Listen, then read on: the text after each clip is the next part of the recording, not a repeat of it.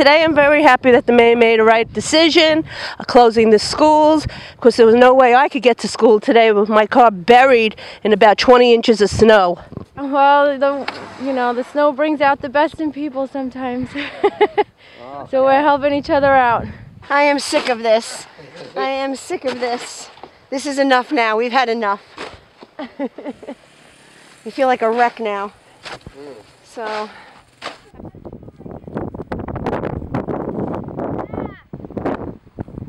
Hey, Mayor Mike, when the head's going to fall? For the last time, sanitation did nothing.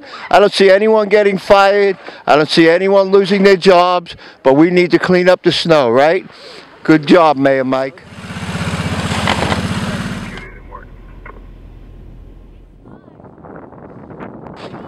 It is January. It is New York.